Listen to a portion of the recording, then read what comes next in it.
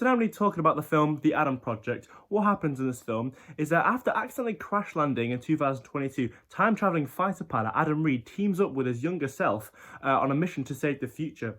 So, to start off with the positives, this film was directed by Shawn Levy, and when I first heard that he was doing this film, I had mixed opinions because he has done some films that I've liked, like Night at the Museum, but then he's done films like Free Guy, which I'm just not a big fan of. But to be honest, I was pleasantly surprised with what he did with this film, and I would recommend it, to be honest.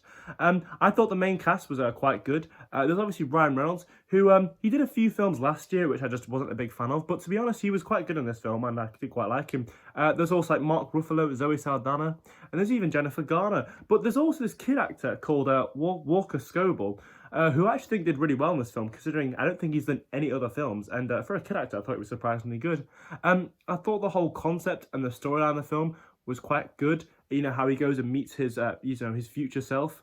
It's kind of like Back to the Future, I think, which is cool because this is one of my favourite films, and this film was different, but it was in a good way. And there was also good music in this film. They had artists like, Led Zeppelin and even Pete Townsend from The Who, and they used this music really well in the fight scenes. I did especially like the one towards the start.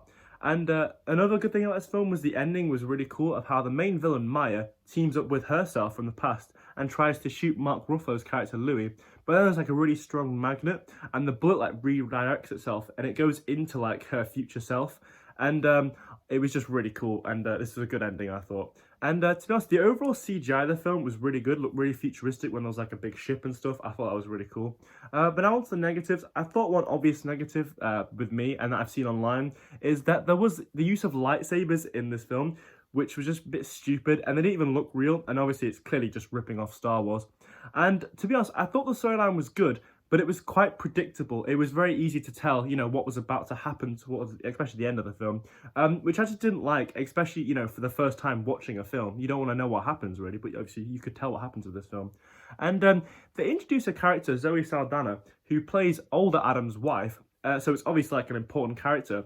But then like 10 minutes later, she just sacrificed herself, which is very strange because like we didn't get to know her or anything. We don't get to know anything about her character, which I didn't like.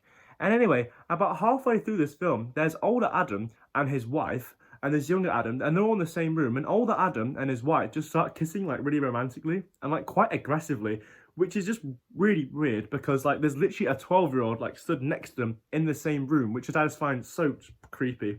And anyway, to be honest, I was pleasantly surprised with this film, and I would recommend you guys to watch it if you have the time. I would have to give this film probably like a solid 7 out of 10. What would you guys give The Adam Project out of 10? Let us know down below, and I'll see you guys later. Goodbye.